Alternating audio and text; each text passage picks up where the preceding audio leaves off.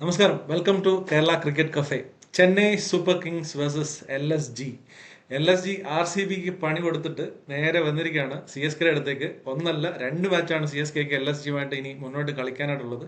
C S K രണ്ട് matches ജയിച്ച് കോൺഫിഡൻസിലാണ് C S K വരുന്നത്. എൽ എസ് ജി ഒട്ടും പിന്നിലല്ല. കഴിഞ്ഞ മാച്ച് ആർ സി ബിയെ നല്ല രീതിയിൽ ഒരു പരാജയപ്പെടുത്തിയിട്ടാണ് എൽ എസ് ജി വരുന്നത്. സോ അതുകൊണ്ട് തന്നെ ഈ മാച്ചിന്റെ ഇമ്പോർട്ടൻസ് വളരെ വലുതാണ് രണ്ട് ടീമിനെ സംബന്ധിച്ചും. സി എസ് കെക്കാണ് ഏറ്റവും ഇത് ബാധിക്കാനായിട്ട് പോകുന്നത്. കാരണം സി എസ് കെക്കാണ് കൂടുതൽ ഹോപ്പ് പ്ലേ ഓഫിൽ കയറാനായിട്ട് കൂടുതൽ സാധ്യതയുള്ളത്. നമുക്ക് എന്തായാലും ഇതിന്റെ ചെന്നൈ ചെപ്പോക്കിലാണ് കളി നടക്കുന്നത്. അപ്പോൾ ഈ കണ്ടീഷൻസിലേക്ക് നമുക്ക് ആദ്യം പോയിട്ട് മറ്റു കാര്യങ്ങളിലേക്ക് കിടക്കാം. Arun bro, welcome. വെൽക്കം. ഒരു റിക്വസ്റ്റ് ഉണ്ട്. നിങ്ങൾ ആദ്യമായിട്ടാണ് അല്ലെങ്കിൽ ഇതുവരെ ഈ ചാനൽ സബ്സ്ക്രൈബ് ചെയ്തിട്ടില്ല എന്നുണ്ടെങ്കിൽ ഒന്ന് സബ്സ്ക്രൈബ് ചെയ്യുക. സ്ഥിരം ക്ലീശയാണ്. എന്നിരുന്നാൽ തന്നെ നിങ്ങളുടെ ഒരു ഇൻട്രാക്ഷൻ എന്ന് പറയുന്നത് നമുക്ക് വലിയൊരു ബൂസ്റ്റ് ആവും ഇനി മുന്നോട്ടുള്ള കാര്യങ്ങൾ ചെയ്യാനാണെങ്കിലും. ഇനി നമുക്ക് പിച്ച് കണ്ടീഷൻസിലേക്ക് വന്നു കഴിഞ്ഞാൽ ചെന്നൈയിലാണെന്ന് മാത്രം പറഞ്ഞാൽ പോരാ. ചെന്നൈയിലെ ഉച്ചയ്ക്കത്തെ കളിയാണെന്ന് നമ്മൾ എടുത്തു പറയേണ്ടിയിരിക്കുന്നു. കാരണം ചെന്നൈയിലെ രാത്രിയിലത്തെ ഒരു പിച്ച് കണ്ടീഷൻസ് അല്ല, ഉച്ചയ്ക്കത്തെ ഉള്ള പിച്ച് കണ്ടീഷൻസ്. ഉച്ചയ്ക്കത്തെ പിച്ച് കണ്ടീഷൻസ് നമ്മൾ GT ആയിട്ട് കണ്ടതാണ്. ഇനിഷ്യലി അണ്ടർ ദ സൺ അത് ഭയങ്കരമായിട്ട് ബോളേഴ്സിനെ അസിസ്റ്റ് ചെയ്യും ഫസ്റ്റ് ഇന്നിങ്സിൽ. അതും പ്രത്യേകിച്ച് hit the deck type of ബോളേഴ്സിനെ. അത് എന്തായിരുന്നു GT ഉണ്ടായിരുന്നത്, അതിൻ്റെ ഒരു കാർബൺ കോപ്പിയാണ് ഇവിടെ LS ഇടയിലുള്ളത്. മുഹമ്മദ് ഷബി ആണെന്നുണ്ടെങ്കിലും പ്രിൻസ് യാദവ് ആണെന്നുണ്ടെങ്കിലും hit the deck type of ബോളേഴ്സാണ്. അപ്പം അതുകൊണ്ട് ആ ഒരു കണ്ടീഷൻസിൽ ആ ഒരു ബോളേഴ്സ് ത്രെറ്റ് തന്നെയാണ്. ടോസ് കിട്ടിക്കഴിഞ്ഞ് കഴിഞ്ഞാൽ ഏത് ടീമാണെങ്കിലും ബോൾ ഫസ്റ്റ് എന്നുള്ള രീതിയിലായിരിക്കും എലക്ട് ചെയ്യുക. അതൊരു ഹൈ സ്കോറിങ് ഗെയിം ആയിരിക്കത്തില്ല. 120 could be an easily defendable score ആയിരിക്കാം. നമുക്ക് ബാക്കി 170 190 190. ഓക്കെ. അപ്പോൾ നമുക്ക് ഇതിലേക്ക് വന്നു കഴിഞ്ഞാൽ രണ്ട് ടീമിന്റെ ഒരു കമ്പാരിസൺ നോക്കുകയാണെന്നുണ്ടെങ്കിൽ സഞ്ജു സാംസൺ എവിടെയൊക്കെ കളിച്ചിട്ടുണ്ടോ അവിടെയാണ് ചെന്നൈ ജയിച്ചിട്ടുള്ളത്. സോ നാളത്തെ മാച്ചിനെ സംബന്ധിച്ചും എൽ എസ് ജിയുടെ കാര്യത്തിൽ പക്ഷേ അങ്ങനെയല്ല. എൽ എസ് ജി അവസാനം വന്നപ്പോഴത്തേക്ക് ഇങ്ങനെ ഓരോരുത്തരായിട്ട് ഫോമായി വരാണ്. ഇപ്പോൾ പൂരൻ നല്ല ഫോമിലാണ്. കഴിഞ്ഞ കളിയിൽ മാഷ് റൺ അടിച്ചു. സോ അതുകൊണ്ട് തന്നെ എന്താണ് ഇവർ തമ്മിലുള്ള ഒരു മത്സരം, എനിക്ക് സത്യം പറഞ്ഞ ഒരു എഡ്ജോ അങ്ങനെയൊന്നും പറയാനായിട്ട് പറ്റുന്നില്ല. നമുക്ക് കുറച്ച് ഒരു പ്ലേയിങ് ഇലവൻ ഡിസ്കസ് ചെയ്യണോ അതോ മാച്ചപ്സോ അല്ലെങ്കിൽ എന്തെങ്കിലും പോയിന്റ്സ് ആഡ് ചെയ്യാനുണ്ടോ അവിടെ? ഇതിനകത്തിൽ രണ്ട് കാര്യങ്ങൾ ഞാൻ പറഞ്ഞു തരാം. ഇപ്പോൾ CSK ജയിച്ചിട്ടുള്ള കളികൾ അതിൽ ഡിഫെൻഡ് ചെയ്തും ജയിച്ചിട്ടുണ്ട് 3 കളി, ചേസ് ചെയ്തും ജയിച്ചിട്ടുണ്ട്. അതിൽ ഡിഫെൻഡ് ചെയ്തിരുന്ന കളികളെല്ലാം ഓൾമോസ്റ്റ് 212, 192, 207 എന്നുള്ള രീതിയിലും ചേസ് ചെയ്ത കളികളെല്ലാം ഒരു കംഫർട്ടബിൾ ടോട്ടലിനകത്ത് നിൽക്കുന്ന സ്കോറുകളാണ്. ഈ പറഞ്ഞുകൊണ്ട് 159 ആയാലും 155 ആയാലും. നേരെ മറിച്ച് LSE വരുന്നത് എന്തായാലും ഒരു ഡിഫറെൻറ്റ് സ്റ്റൈലിൽ നിന്നാണ്. അതായത് അവർ 2 കളി ചേസ് ചെയ്ത് ജയിച്ചു. ആ ചേസ് ചെയ്ത് ജയിച്ച കളി അവരുടെ ബോളേഴ്സ് ഔട്ട് പെർഫോം ചെയ്ത കളികളാണ്. അതും ഇതേ പറഞ്ഞുകൊണ്ട് ഒരു കംഫർട്ടബിൾ ടോട്ടലിനകത്ത് നിൽക്കുന്ന രീതിയിലുള്ള കളികളാണ്.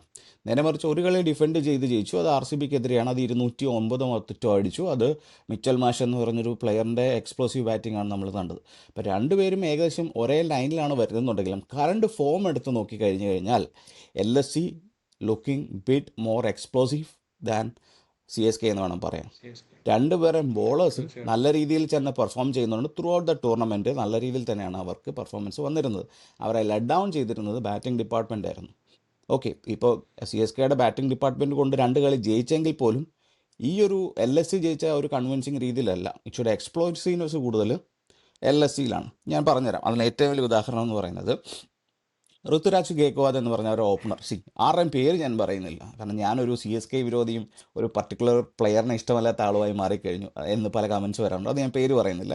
അവരുടെ ഒരു ഓപ്പണർ 10 ഇന്നിങ്സിൽ നിന്ന് 251 റൺ അടിച്ചു. ഓക്കെ, ഋതുരാജ് ഗേക്വാദ് 10 ഇന്നിങ്സിൽ നിന്ന് 251 റൺ അടിച്ചു. ഓക്കെ, ആ 251 റൺ അടിക്കാൻ വേണ്ടി പുള്ളി 208 ബോൾ കൺസീഡ് ചെയ്തു ഈ ടൂർണമെൻറ്റിൽ.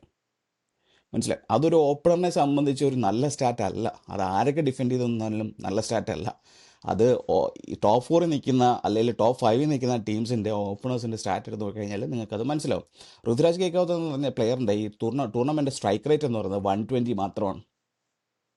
ഇനി വേറൊരു പാരാമീറ്റർ ഉണ്ട് അളക്കാൻ, ബോൾസ് പെർ ബൗണ്ടറി. അത് എത്രയാണെന്നറിയോ? 6.7 ആണ്. അതായത് 7 ബോൾ ഫേസ് ചെയ്യുമ്പോഴാണ് ഋതുരാജ് ഗേക്വാദ് ഒരു ബൗണ്ടറി അടിക്കുന്നത്. ഇപ്പം നേരെ മറിച്ച് ഓപ്പണേഴ്സ് ആണെങ്കിൽ ഒരു ഓവറിൽ 5ലും 5 സിക്സ് അടിക്കാൻ അല്ലെങ്കിൽ 6ൽ 6 സിക്സ് അടിക്കാൻ നിൽക്കുന്ന ഒരു സമയമാണ്, ഒരു ഇൻറ്റൻറ്റ് അല്ലെ ഒരു ടെമ്പോ ആണ് ഇപ്പോഴത്തെ ഒരു ടൂർണമെൻറ്റ് എന്ന് പറയുന്നത്.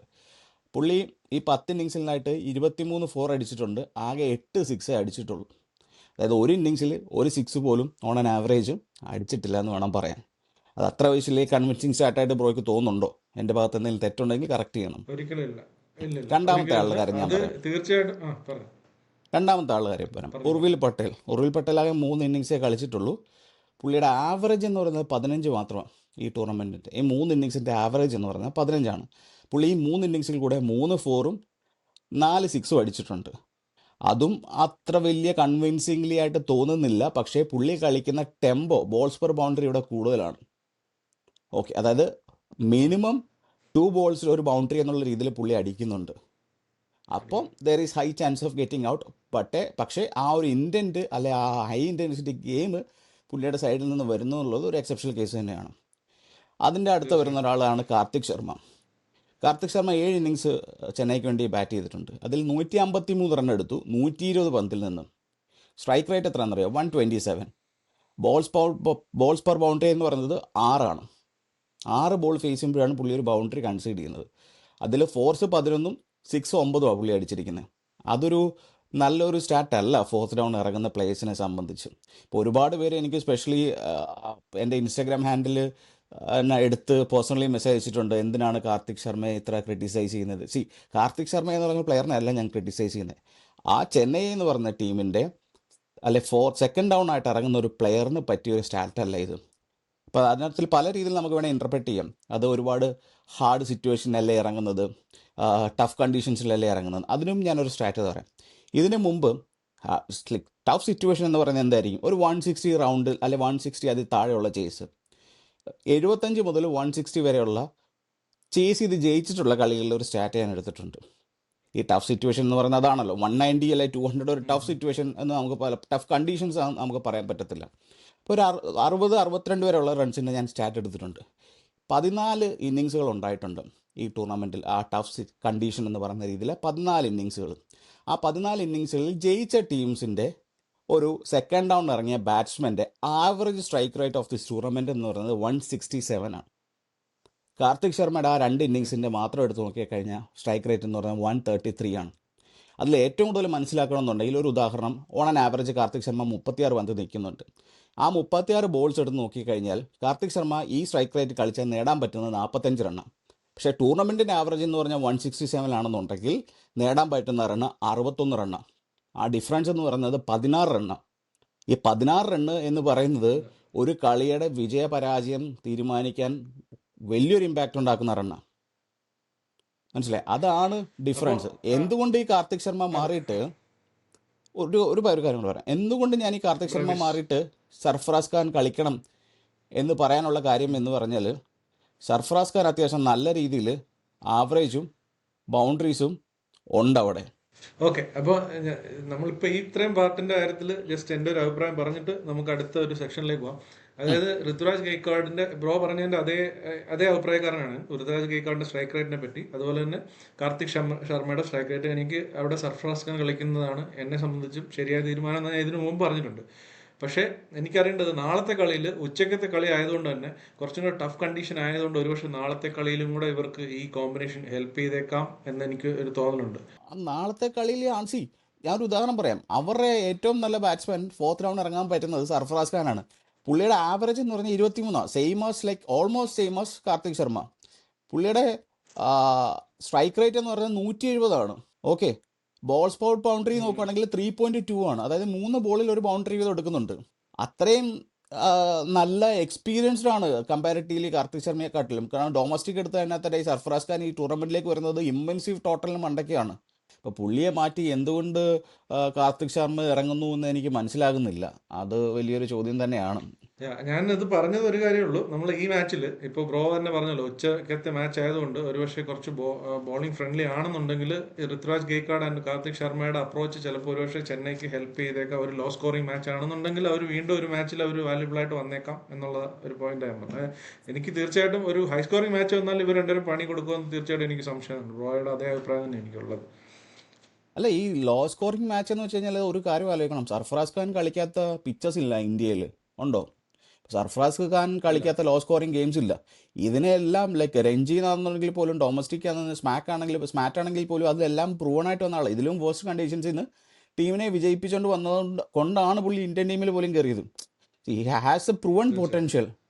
മനസ്സിലായി, ഒരു പ്രൂവൺ കമ്മോഡിറ്റിയാണ്. അപ്പം അതിനെ മാറ്റിയിരുത്തി ഒരു പരീക്ഷണം നടത്തുന്നത് കൊണ്ടാണ് ഞാനും പുള്ളിക്ക് ഇത്ര കാശ് കൊടുത്തു പോയി, അതുകൊണ്ട് പുള്ളി 11-ൽ വെക്കണം എന്നുള്ള കണ്ടീഷൻസ് എന്നുള്ളൊരു ഫ്ലെമിങ്ങിൻ്റെ തീരുമാനമാണ് എനിക്ക് ചോദ്യം ചെയ്തു പോകുന്നത്. തീർച്ചയായും ഐ എം തീർച്ചയായിട്ടും nothing against a player and nothing against any team, പക്ഷേ I'm just explaining things with my stats.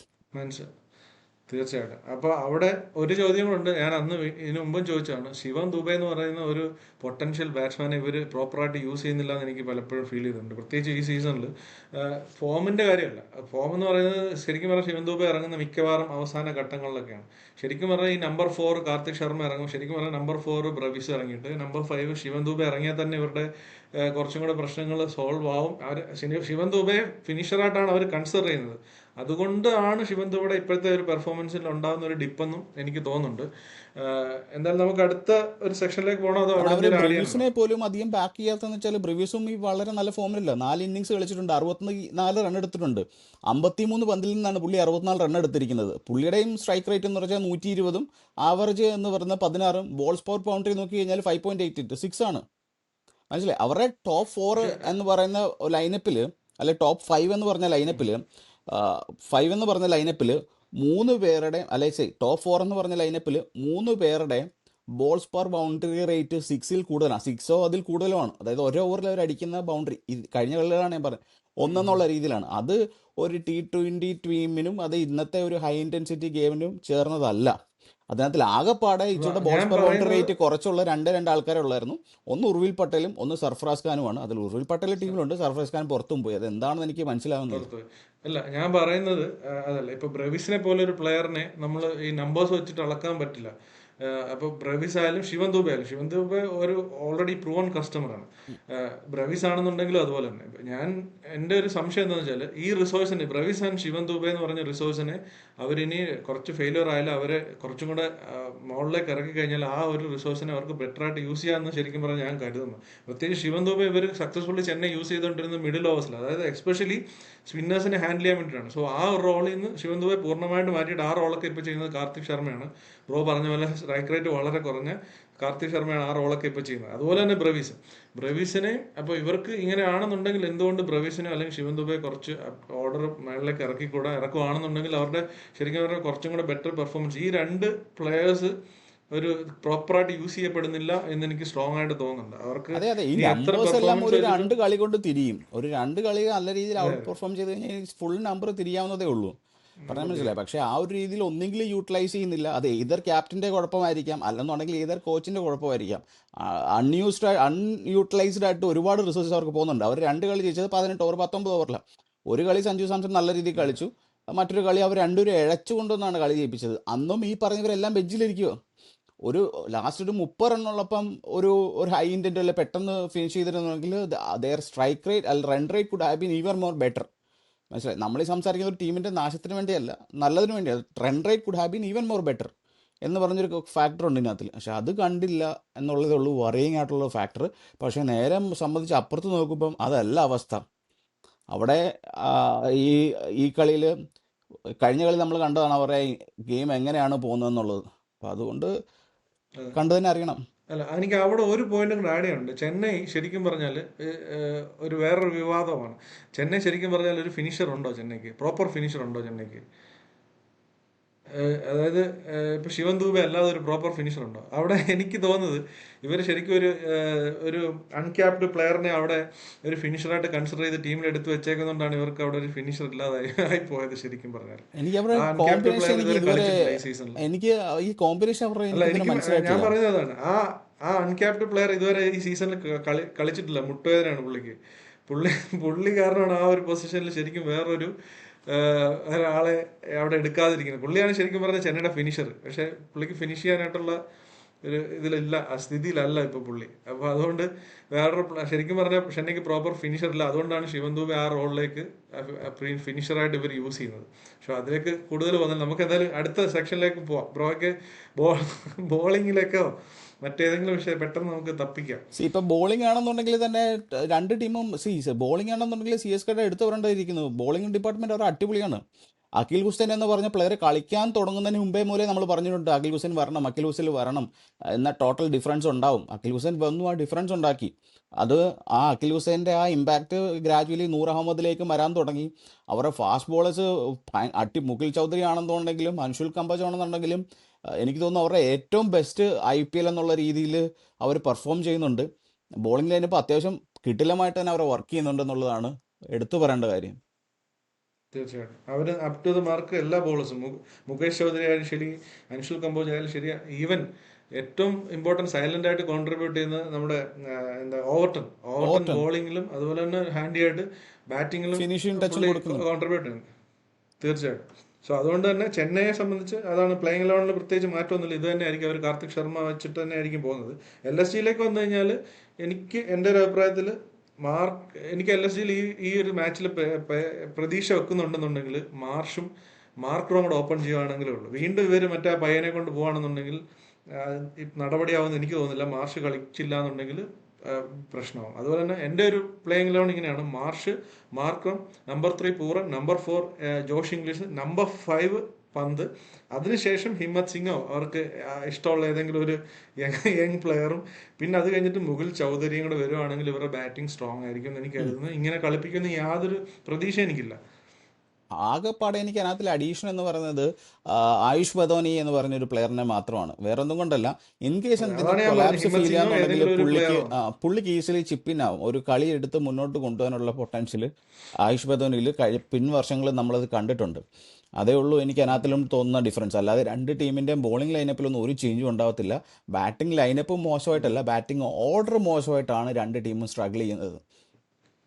അവിടെ അവർ ഷഹബാസ് അഹമ്മദിനെ കഴിഞ്ഞ മാച്ചിൽ കളിപ്പിച്ച് ക്രൂഷ്യലായിട്ട് 2 വിക്കറ്റ് ഇട്ടാണ്. സോ അതുകൊണ്ട് തന്നെ നമ്പർ 8 ഷഹബാസ് അഹമ്മദും പിന്നെ ദിഗ്വേഷ് ഷാത്തിയും കൂടെ ഈ കണ്ടീഷനിൽ കളിക്കാൻ തോന്നുന്നു. ഇവിടെയും ഇല്ല സ്പിന്നിനെ ഇല്ല ഇല്ല ഒരുപക്ഷെ ഇല്ല ഇല്ല സപ്പോർട്ട് ചെയ്യുന്ന ഇല്ല ഒരു കണ്ടീഷനാണ്.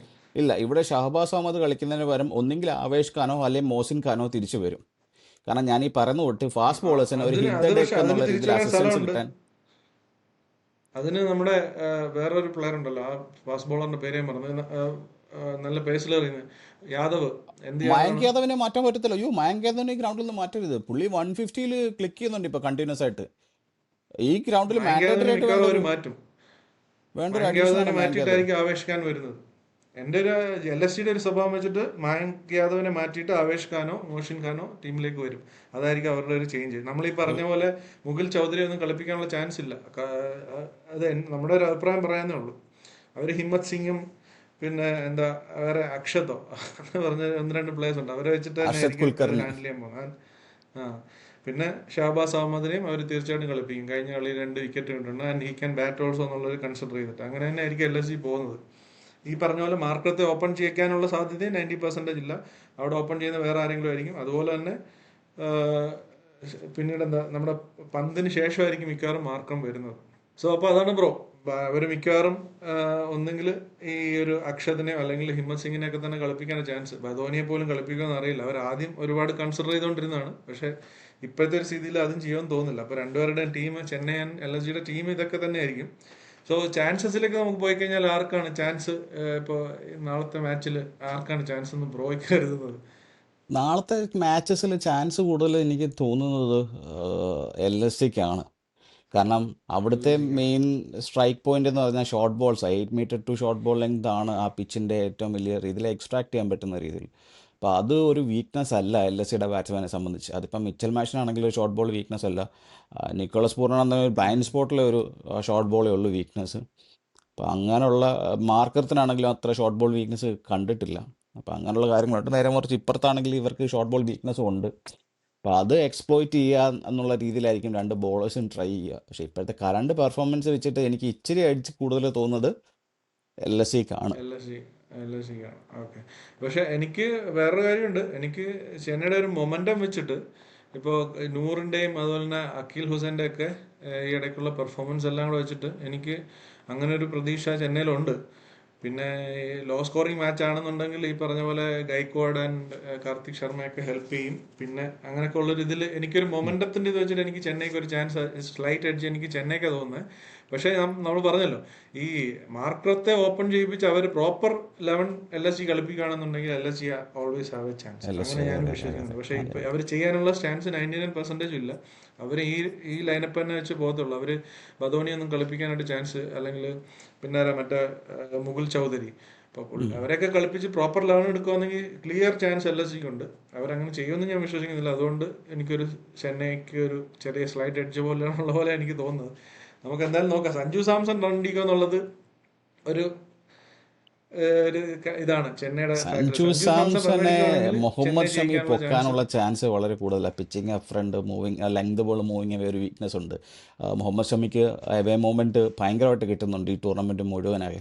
അതെല്ലാം എന്നുണ്ടെങ്കിൽ ഒരു ഷോർട്ട് ബോൾ പുള്ളിനൊരു ലൈക്ക് ഫുൾ ആം റൊട്ടേഷൻ കൊടുക്കാതെ അടിച്ചു കയറുന്ന ഒരു രീതിയിൽ ഒരു ഷോർട്ട് ബോളിൽ ചിലപ്പം സഞ്ജുവിനെ കൊടുക്കാനും സാധ്യത എനിക്ക് തോന്നുന്നു. പിന്നെ കളി കണ്ട് കാണാം. അതൊരു പ്രഡിക്ഷൻ ആണ്, വിവാദപരമായ പ്രഡിക്ഷൻ ആണ്. നമുക്ക് അയ്യോ നോക്കാം. എന്തായാലും നമുക്ക് നോക്കാം. സഞ്ജു സാംസൺ കളിക്കുവാണെങ്കിൽ ചെന്നൈക്ക് ഹൈ ചാൻസ് ആണ്. അല്ല ഇനി അതുപോലെ തന്നെ ചെന്നൈയുടെ ബോളേഴ്സിലും എനിക്കൊരു പ്രതീക്ഷ ഉണ്ട്. അക്കീൽ ഹുസൈൻ, നൂറ് അതുപോലെ തന്നെ Anshul Kamboj and Overton. So ഓവർട്ടൻ്റെ ഈ ഒരു കണ്ടീഷനിൽ ഓവർട്ടൺ നന്നായിട്ട് എറിയുമെന്ന് എനിക്ക് പ്രതീക്ഷയുണ്ട്. സോ അതുകൊണ്ടാണ് ഞാൻ സ്ലൈറ്റ് അടിച്ച് ചെന്നൈക്ക് പറയുന്നത്. ബ്രോ LSGക്ക് പറയുന്നത്. നമുക്ക് എന്തായാലും മാച്ച് കഴിഞ്ഞിട്ട് ഇതിനെപ്പറ്റി വിശദമായിട്ട് തന്നെ ചർച്ച ചെയ്യാം. അടുത്തൊരു മാച്ചിൻ്റെ കൂടെ നമ്മൾ പ്രിവ്യൂ ചെയ്യാനായിട്ടുണ്ട്. അടുത്ത മുംബൈ വേഴ്സസ് RCB വളരെ ഇമ്പോർട്ടൻ്റ് ആയിട്ടുള്ളൊരു മാച്ചാണ്. അതിൻ്റെ പ്രിവ്യൂ നമ്മൾ ഇതിൻ്റെ പുറകെ തന്നെ വരുന്നതായിരിക്കും. അപ്പോൾ സ്റ്റേ ട്യൂൺഡ്. നമ്മൾ മറ്റൊരു ക്രിക്കറ്റ് റിലേറ്റഡ് വീഡിയോയിൽ ഞാനും അരുൺ ബ്രോയും ഒത്തുചേരുന്നതിന് വരെ ബൈ.